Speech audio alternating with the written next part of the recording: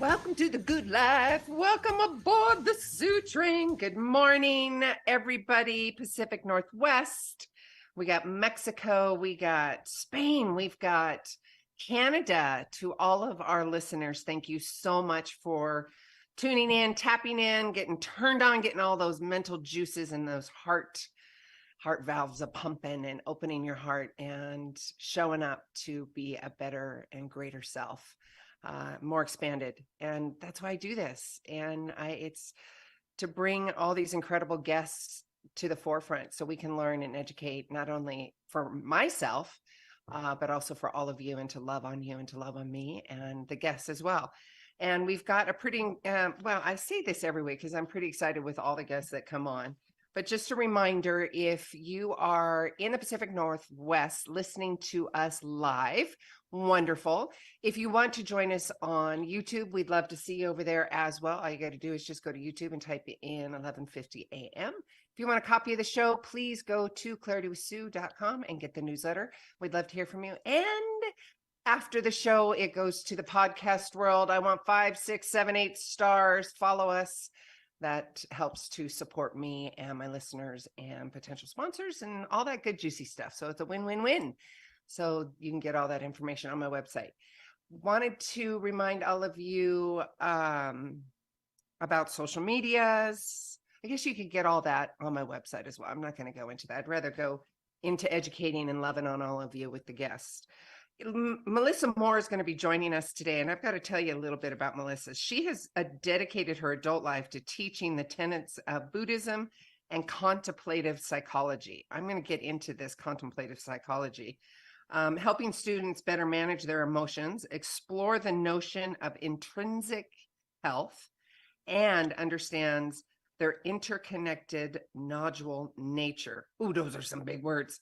She's also co-founder of the Karuna Training, and that is a certification in contemplative psychology. And she is going to be joining us today. Melissa, welcome. Thank you. Hi, welcome. Hi. I just flew my earbuds out. I'm excited. I'd love to just jump in. I do the formal bio, and my audience knows this. I also want to, and we want to hear from you. We want to know your why, how this all started for you. I know you've been doing this for many years, and I'd love to hear your why and how it all got started. And then we'll jump into the nuts and bolts and some other good stuff. Why? Thank you for having me.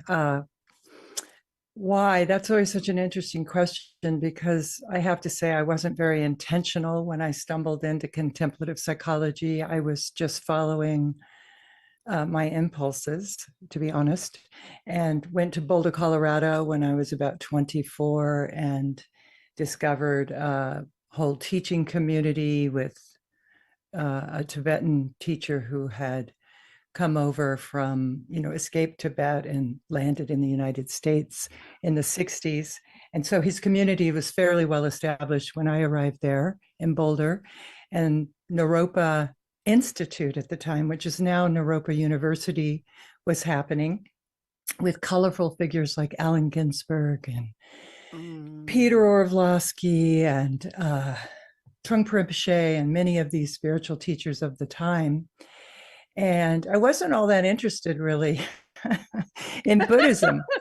Yes. That's what's true. I was interested in dance, and Naropa had a very strong art component. So I went and studied dance originally there. I went to a dance class, and then I needed to go there. I just knew in my heart I wanted to go. To justify it, I went into the contemplative psychotherapy program because I already had a BA.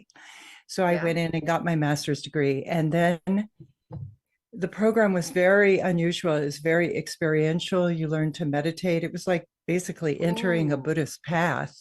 And there was a lot of meditation, hours and hours of it, which for me at the time, I now know that I carried in a lot of trauma with me, and it was unprocessed trauma. So it was very hard for me to learn to meditate. So I'm very sympathetic to people who struggle with meditation, because sometimes when we haven't made friends with ourselves, it's so hard to sit with ourselves. So I battled that for the first 8 years of being in the community.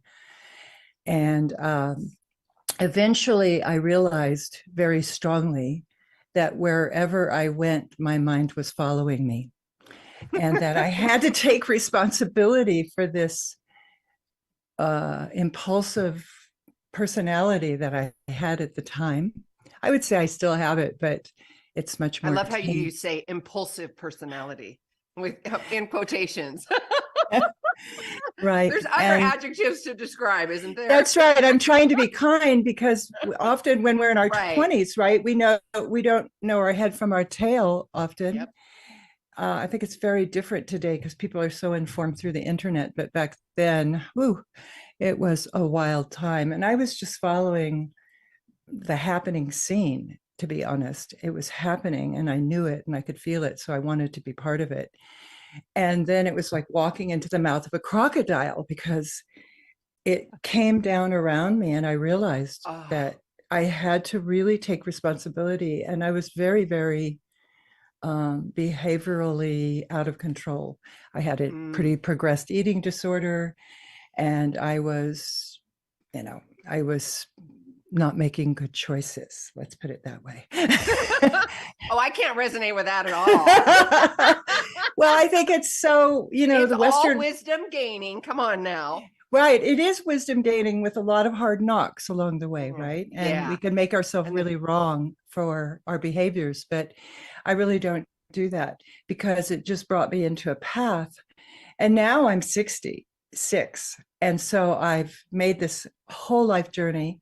Again, starting to teach contemplative psychology also came out of a bunch of German psychologists coming together and saying, we want this body of work. I had taught an introductory weekend and they were like, we want a whole path.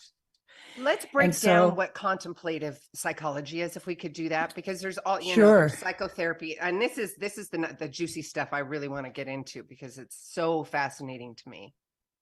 Well, what makes contemplative psychology contemplative is the fact that we work always in the present moment, that everything we need to know and all the access we need and have is happening right now, a moment we often miss.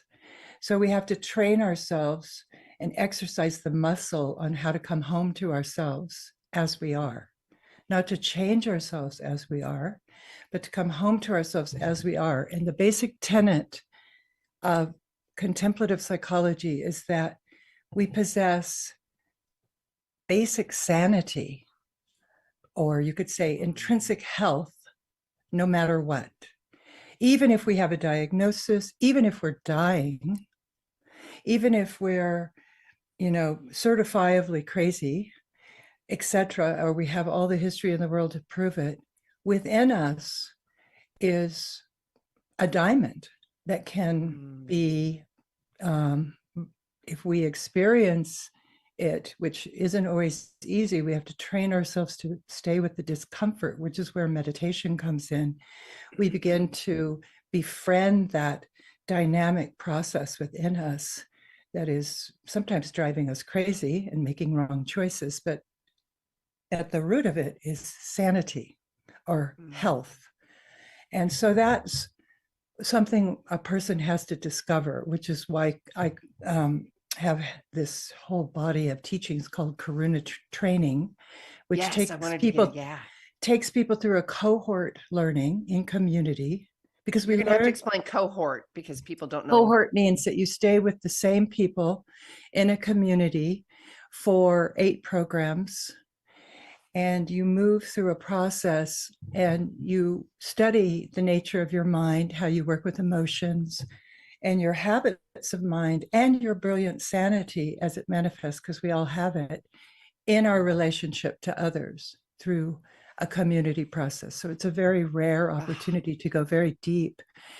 And we use Western container with other people, right? Right. And we use Western psychological processes, because as most of us Westerners didn't grow up sitting on a meditation cushion, and all the teachings of Tibetan Buddhism can be very exotic unless we make it very practical in our own life, what that means to us.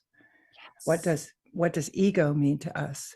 What does habitual mind mean to us? What does kindness to ourselves mean to us? What is compassion? How does that show up, etc.? So we move through a sort of recipe, an ancient recipe, thousands of year old recipe on how to cultivate an awakened heart through a group and community over the course of 1.5 to 2 years. Each cohort's a little different depending on where we hold them. And we've held cohorts for the last 30 years all over the world in 9 countries. So yeah, it's an incredible. I call that the juicy stuff. That's my adjective to describe as an umbrella. That's the juicy stuff. It is, because, we're all starving to death to make genuine contact with each other.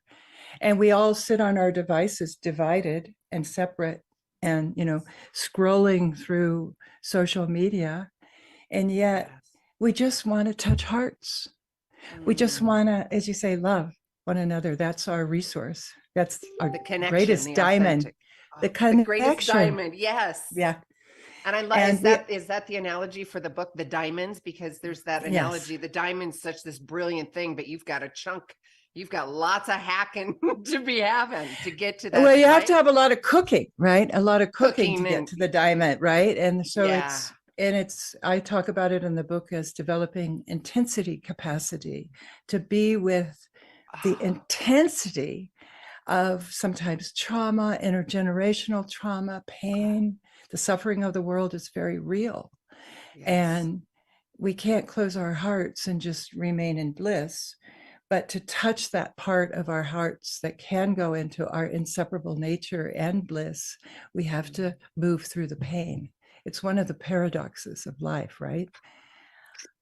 Yeah. Yes. Another adjective, a raspberry. Yes. And I love what you're saying about the practicality of it. That's been a huge quest journey requirement for me moving through my trauma, because as I believe, nobody wants a Rubik's Cube. How can you do a Rubik's Cube of psychology or any of that kind of stuff when you're in the muck of trauma? You just break it down to ABCs, because my brain and nervous system just can't take this.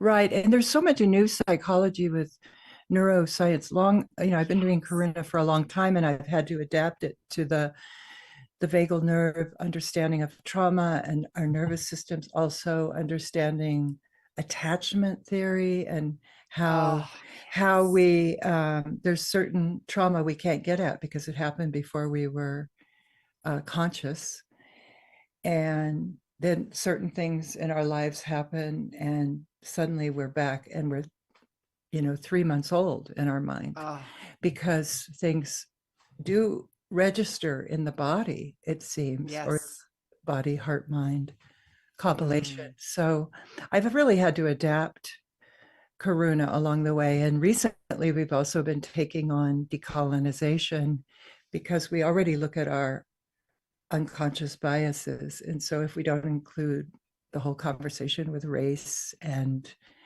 ethnicity and identity into that, then we would be missing a huge conversation of the day. And also just Karuna offers tools to befriend ourselves as we are, which means sometimes we're very ignorant, right? Sometimes we don't know what we don't know. And so there has to be room in our life and the conditions to change and grow. So that's where Karuna comes in, because it gives us a container to really go through a huge growth period. I love this. I love this, Melissa. It sounds like there is, and going back to your why and that original conversation we were having, there's a mass amount of responsibility and accountability, that awareness too. Yes. Right. And I talk about educate and teach. The number one thing is you have to start with awareness, because society of denial, burnout, workaholism, whatever the ism is in your life, right? Based on traumas, based on lifestyle, whatever that is for you. So if you can walk into that awareness, and then somewhere, somehow the teacher will appear, right? And you'll be able to get clear and get that education. Right. And I think one thing that we're really all dealing with, particularly in Western culture, but at this extreme moment in time globally, is this massive materialism that is hitting us constantly, that we're not okay as we are, that we have to Right change or there. do something, Yes. and that we have to, adapt ourselves in some way to not be the unique jewel that each of us are. And it's like going in the wrong direction, like we're trying to fix something outside instead of return home to what is our greatest resource, which is this awakened heart, or you say love, to love ourselves and love others. That is such a jewel in us. Oh, it is. And first and foremost, I have said this before, and I'm going to go back to the journey of when it all started for me. I mean, it started back in the womb for me. However, as I was in my adult process and my awakening, my awareness, being able to define what love meant feels like to me. I had to search that out because just to receive it, receive it, give it, give feel it. Yes. What I'm like, well, wait a minute. That's not the love that's sticky. I didn't want to feel that. Nor, I mean, I knew that I was loving, but there was a codependency aspect of it because of trauma and all the attachment and habitual mind. Yeah. Habits of all mind. of that. Yeah. But my trauma, it kept me safe, right? It kept me safe. And I was very aware of these surroundings, right? But that's going into and finding what love felt like and meant to me. And I wanted to vocalize that because there's people listening right now saying, well, I don't even know what, and I can remember feeling this almost, there was a shame. I'm like, well, how come I don't know what love feels like? That's really poignant. The thing is, we often confuse, mixed emotions happen all the time. So we confuse love with eroticism, and we often think that's love, right? If someone likes me, or our worthiness gets caught up in love, or our welcome to the teenage years, babe. Right. What have we, but they never go away, right? What have we accomplished in our life that makes us lovable?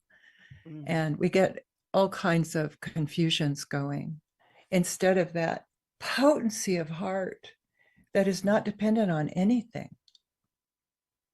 That's really so beautiful. It's so beautiful, so simple, but so big, so big, so powerful, right? To be able to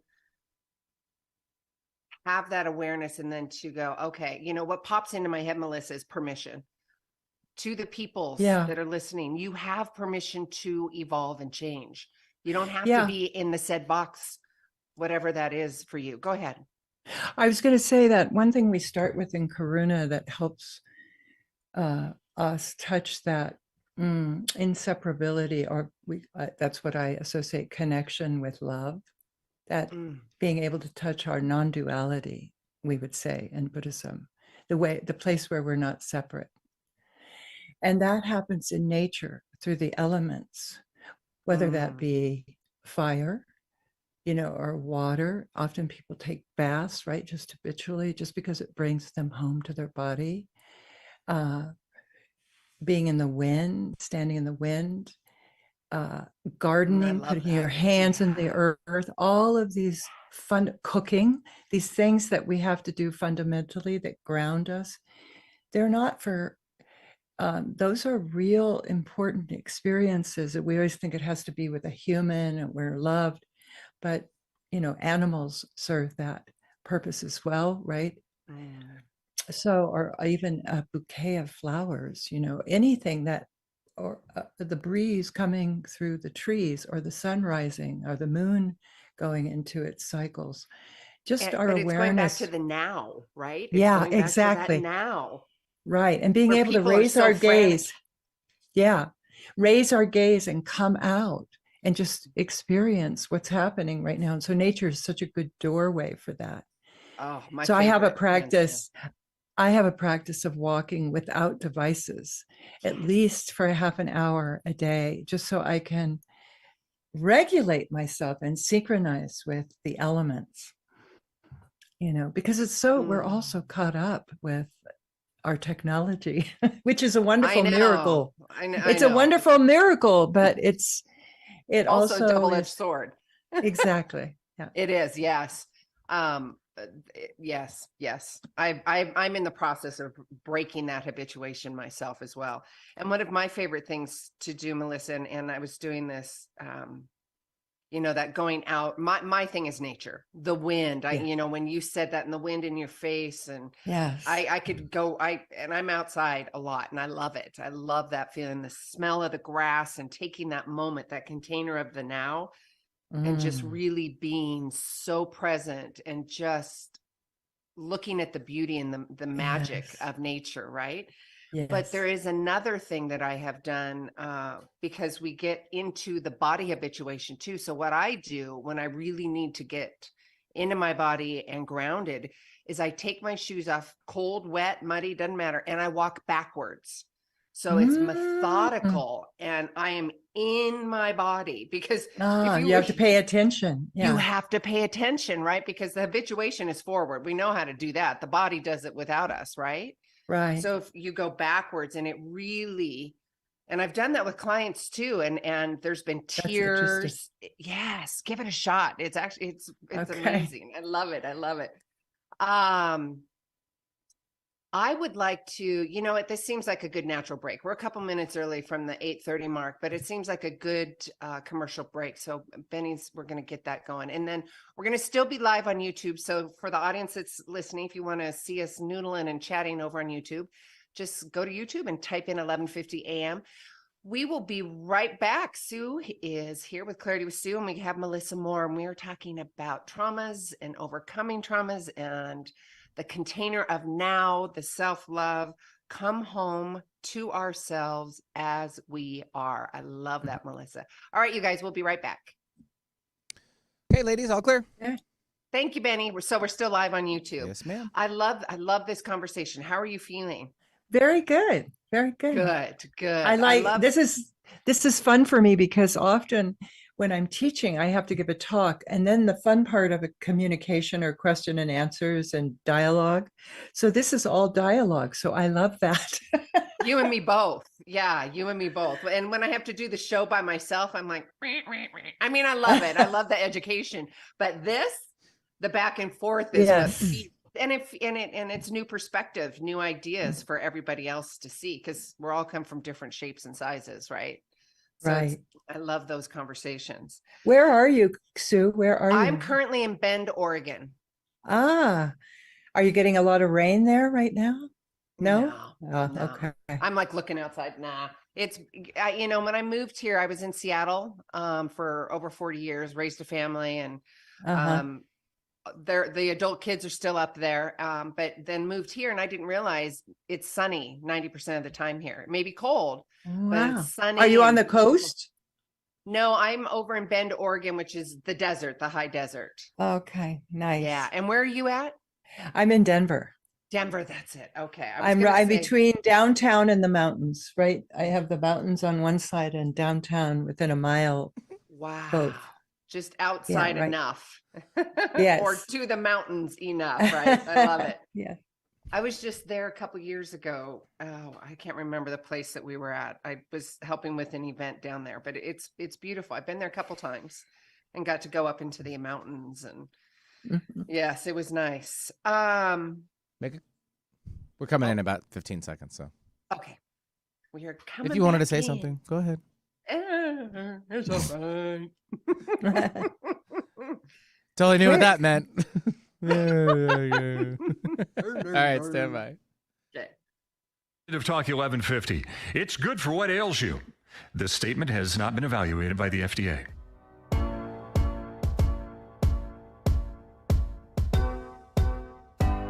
Shine bright like a diamond. Shine bright like a diamond. Oh, bingo. Bingo, Benny. Yeah. Nice work, babe. Thank you. Really good. Oh, you're welcome. That was awesome. He's so good. He is so good.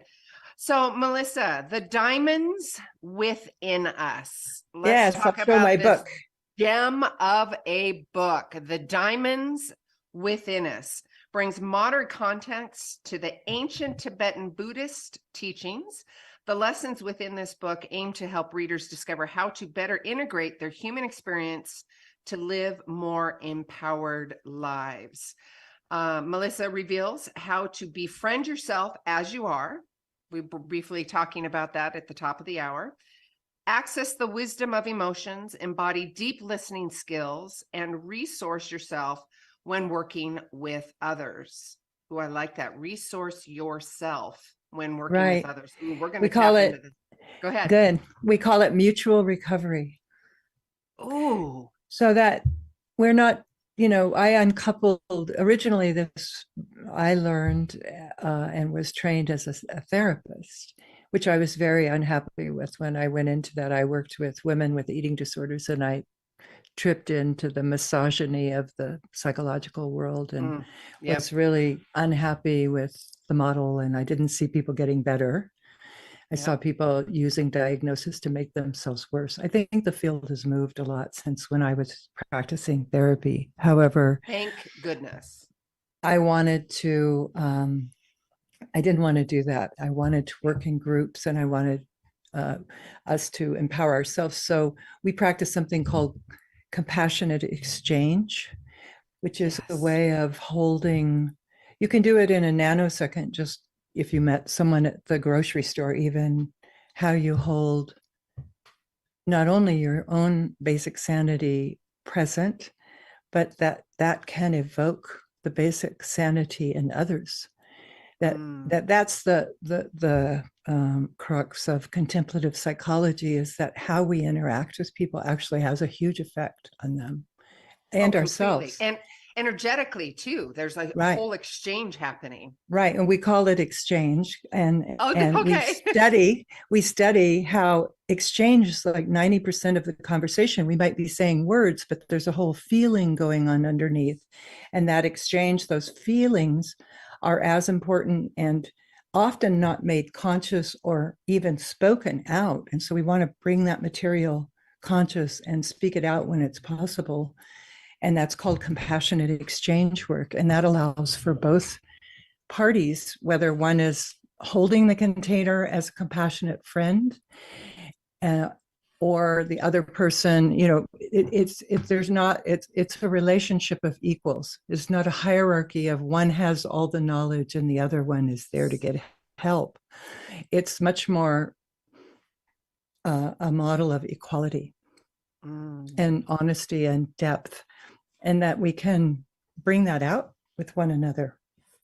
Bring that out within one another, because you've got to, and Melissa, I talk about that safe container, because I know for myself, if I don't feel safe emotionally, physically, energetically, intimately, whatever it is, it's not happening.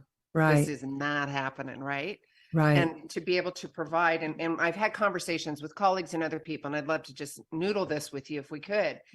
If you are in a situation, your external world right now is in chaos and you do not feel safe, you've got to be able to, again, to be in the now, like you were talking about, and coming to the container within self-love of yourself.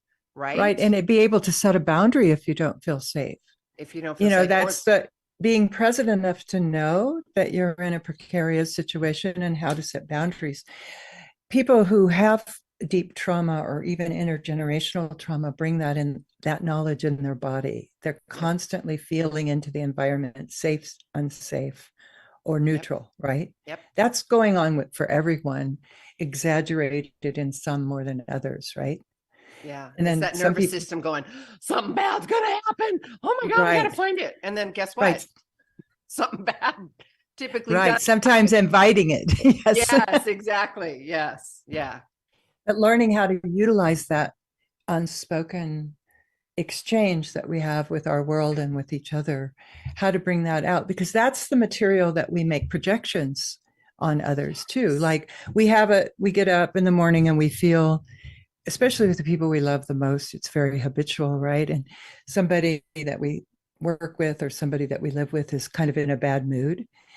And we feel it, right? We feel it instantly before we even walk outside the door. We can feel it. And then we make things up. They Oh, don't of like course. me. They're mad at me. That's where all that material comes from. Instead of, hey, it feels kind of weird in here. What's happening? Just a simple question, or a simple respect, and not just personalizing everything, right? Sometimes we Right. just And take and on coming from everything. coming from a place of compassion, I Yeah, this was a download. You may love this, may not, but I love it. It's the CCs in life, compassionate curiosity. In that nows of the moment, have compassion and just get curious, because when you're curious and compassionate, you don't have that angst, right? right. Energetically curious like a kid, not so much in that, but you know what I'm saying, right? Yeah, Getting really curious and compassionate within that situation instead of defensive or defending, right? right, Projecting, making things right, up. Or you could even say, hey, this felt weird to me. Am I making this up? Just right. really getting good with the communication. You called it something earlier. I forget. It was cultivating or compassionate exchange. Is that the same? Yeah, Yeah. compassionate exchange. So compassion is interesting because from a Buddhist perspective, I mean, the words now self-compassion and those words are very popular, but there's another word in Buddhism that we use to distinguish compassion, and that is the word maitri. We don't have a translation for it, but it means loving kindness towards yourself and others. That loving Ooh. kindness is what we want to evoke. Compassion is an automatic that comes, and it is the capacity to feel the pain of other. Compassion is always focused on other, but leave it to Americans to make it into a self project. It's from a Buddhist perspective, it's not about self. It comes out of selflessness, that you're open enough that you truly feel the suffering of others.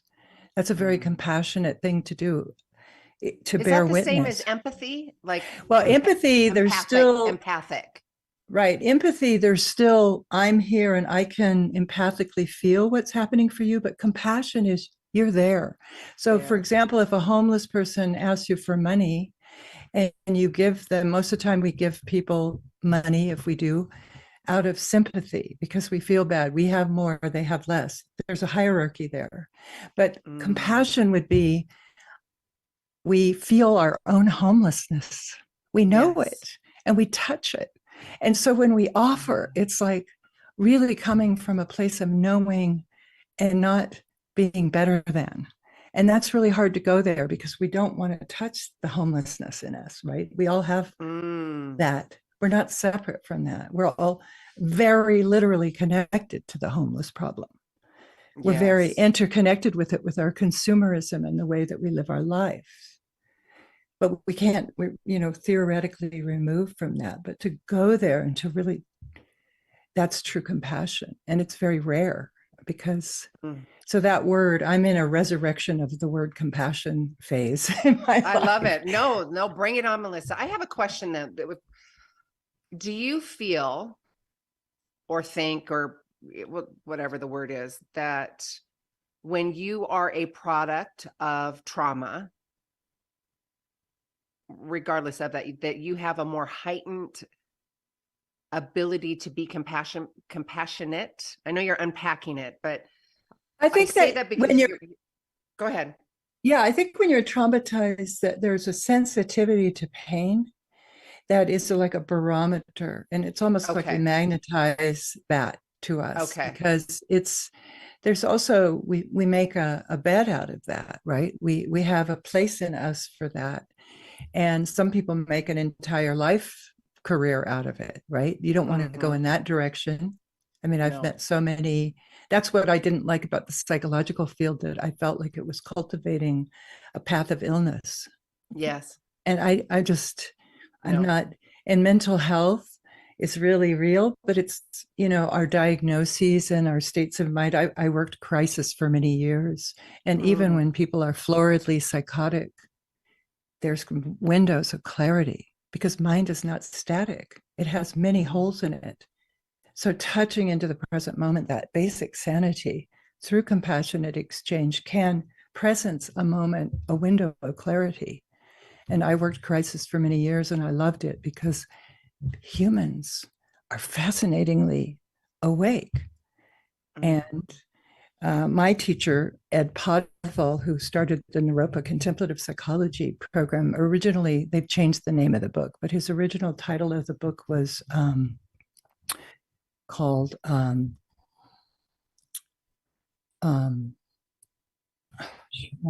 forgetting. I'm sorry. That's all right. No It worries. has to do with he called it the seduction of madness. Oh, The interesting. seduction of madness. And that's a very, that there's That says it all right there, though. Yes, it does. And that he talked about, like, and he studied this, and we studied it at Naropa. We studied the nature of mind, and from a Buddhist perspective, it's hard to believe that people would go in that direction out of choice. It isn't conscious choice, it's habitual choice, right?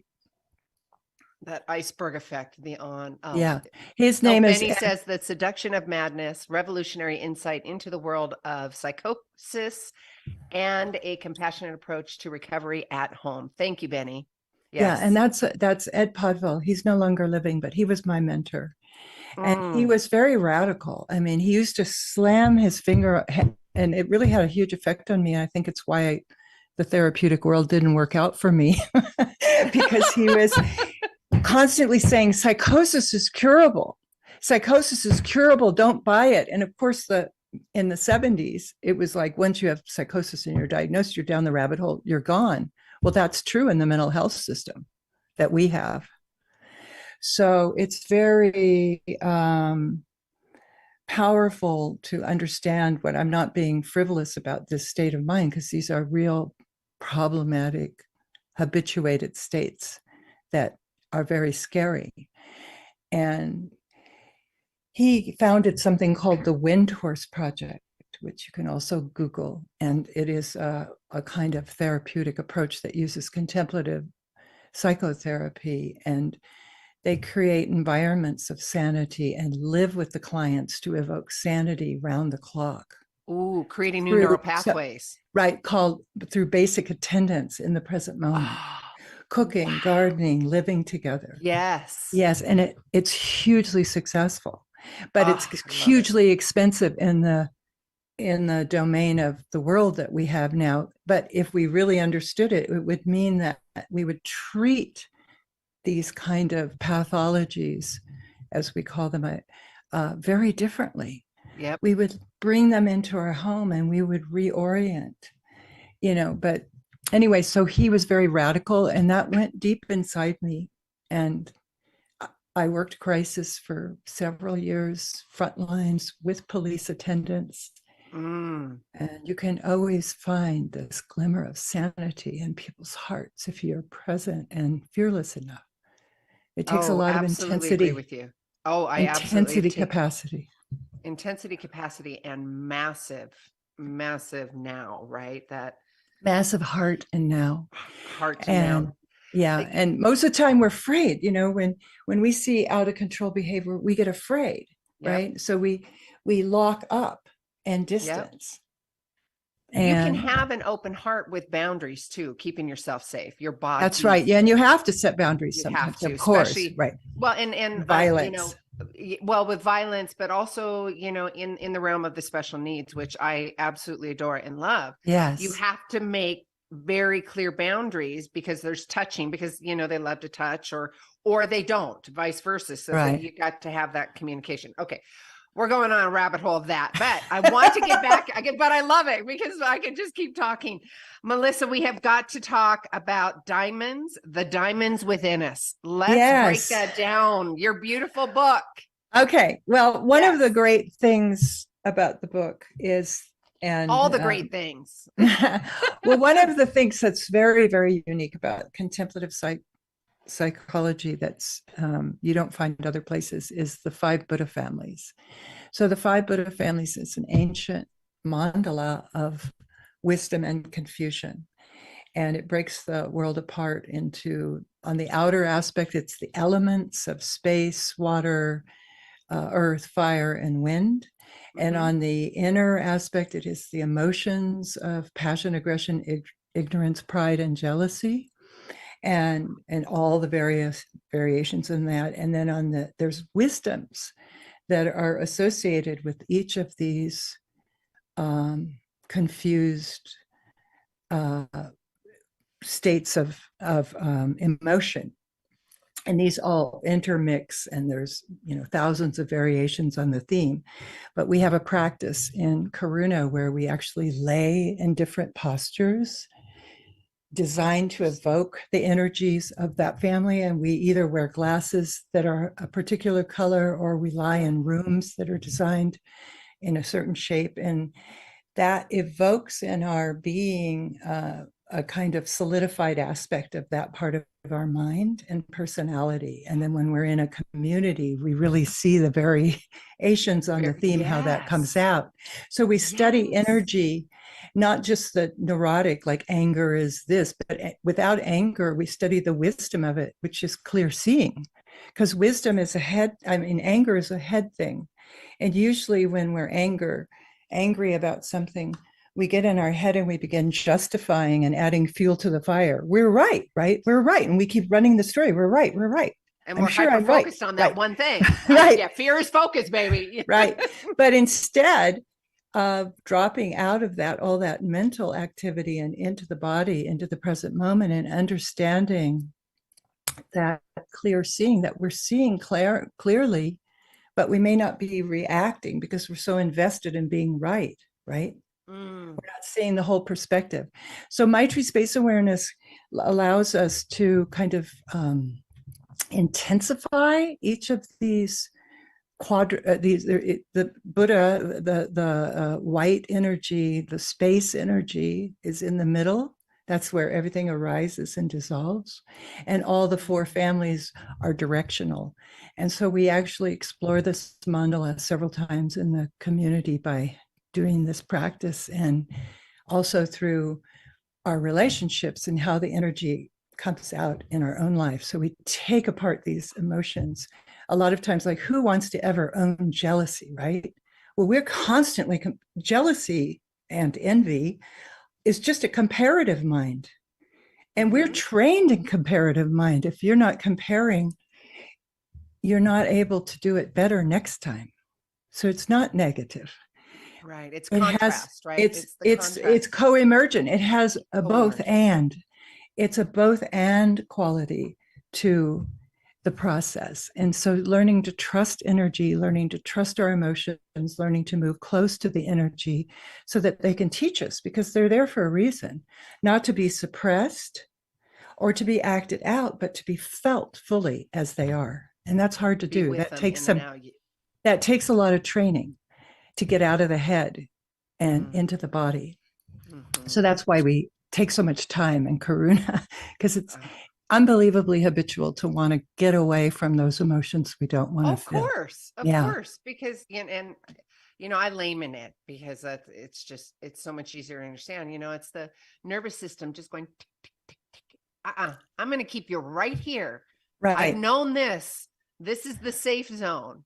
And when I've had conversation there with other people, they're like, well, oh my God, but it just feels so different. I don't want to do it. It feels there. I'm like, yeah, you do.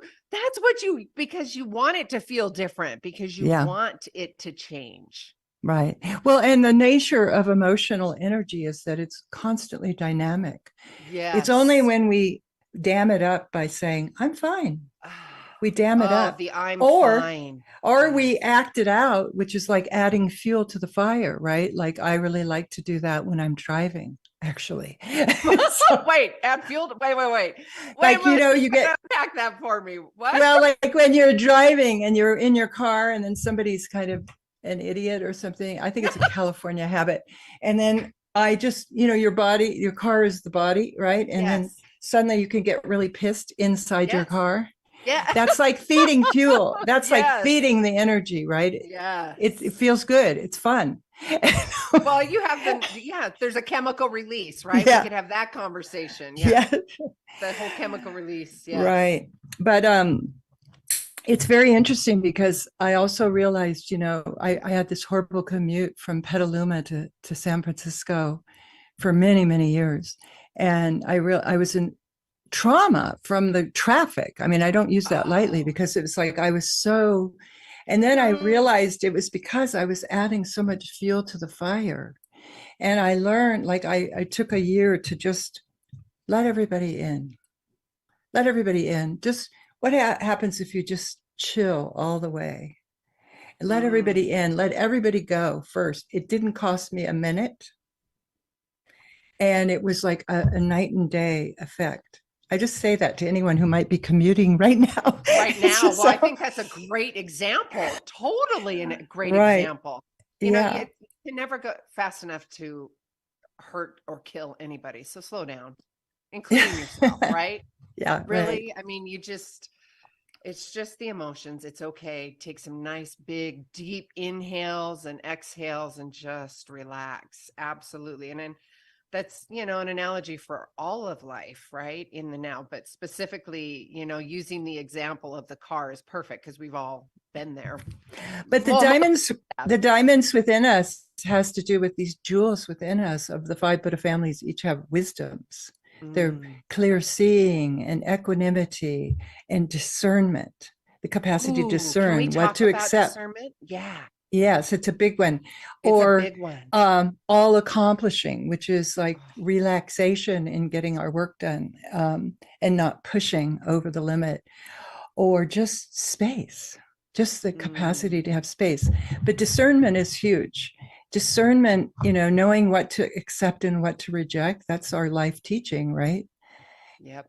That wisdom to know is Melissa, very, is there that discernment, right? And I've had this conversation, that discernment is purely just an opportunity for you to figure out what you want to do it or like it or you don't.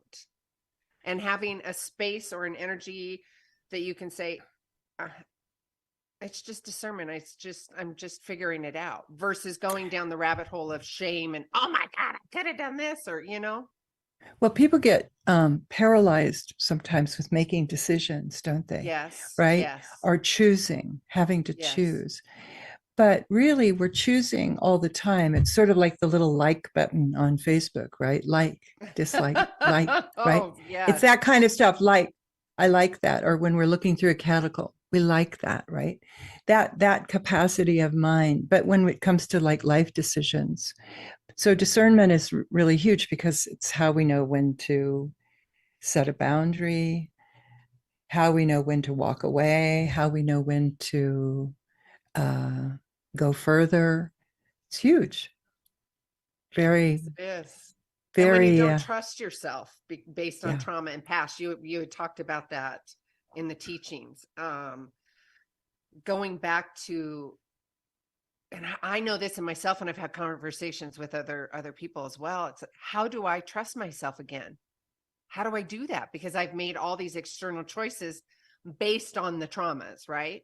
So Exactly. And I think trust has to do with befriending ourselves, you know, making friends with ourselves as we come are. home Like, to ourselves as yeah. we are. And Yeah. forgiving ourselves. Like, I mean, Oh, that's a huge one. right. And that has to do, it really isn't a head thing. It's visceral, like how it has to do with how we treat ourselves, how we feed ourselves, how we let ourselves sleep, how we organize our day. Everything comes back to discernment, right? Discernment. Yeah. They're all getting clear. interconnected. It is. It is absolutely very much so. And getting clear on who you are and how you want to show up. That's been my thing, you know. Has it? Oh, always, because the trauma had described who I was and how I was behaving and acting, right? We can Right. all relate to that. Right. And then I'm like, yeah, that doesn't feel right. That's not working for me anymore. And then I had to figure out what love meant to me, what it felt like to me. And there was an evolution of that. So my first, you know, the awareness, and then getting really clear on who I clarity. Was. Clarity, Clarity. right? That's why I bring all of this on here, because clarity is so important. It is. It is the fuel to all of your desires. Where do you think clarity comes from? I mean, how do you know clarity? Tell me. I know you. I'm asking you. Where do you think? How do you know? How do you know clarity? How do I know clarity? I can say for myself when and you know what? Discernment pops back into my head because I have had to make discerning choices and got really clear on how I'm choosing to show up in the world with myself. And if I'm not in, and two anchor words, we were talking about grounding earlier. For me, thank you, Benny. We got 5 minutes. For me, it's, is this authentic and genuine to me now? So you come home to yourself. You come You home, see where my right? hands are. I mean, I go to my heart. Yeah. Yeah. I come home to myself, like you're saying, and I have that clarity. Is it Yeah. authentic and genuine to me? And if it's not, no, if I'm learning from it, okay, swipe left. Yeah. For myself, I mean, I have to make a lot of decisions because I run the business. I steward Karuna Training, and it's really hard these days with everything that's going on besides the costs, but just the world. And I've tried to go to an online model. I'm not happy. I want in-person awareness. And I so am I'm with you on that. Absolutely with you. And so what I've learned is when I don't know what to do nothing, but stay awake. Like, don't just put it off the burner, but stay with it and be with the discomfort of not knowing what to do. Like, let it work on you in a certain kind of way.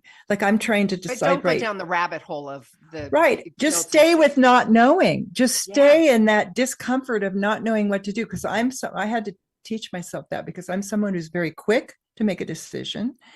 I'm going to choose this. I'm going to handle this now. Yeah.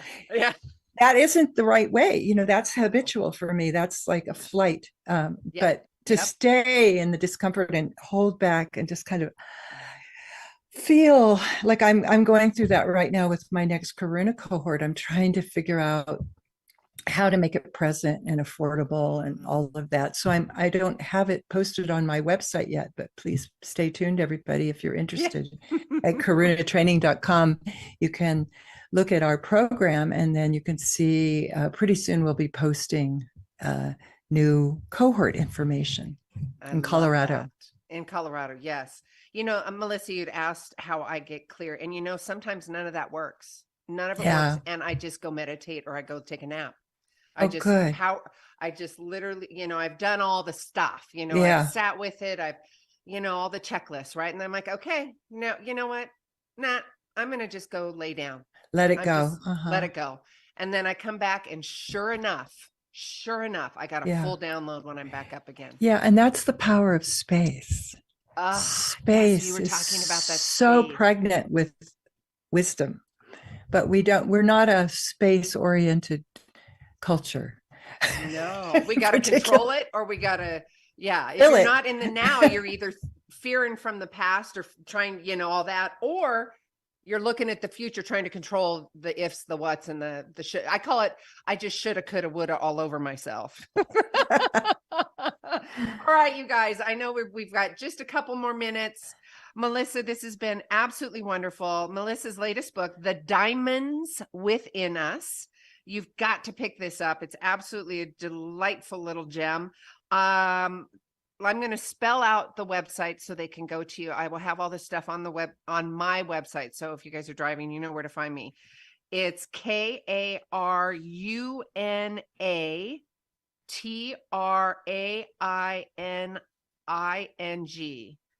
karunatraining.com, and you can get all that contact information there. Get on the newsletter, get all those good juicy stuff. They can get the book on Amazon. On Amazon. Also, it's on Audible. If people want to hear it, it's also on Audible.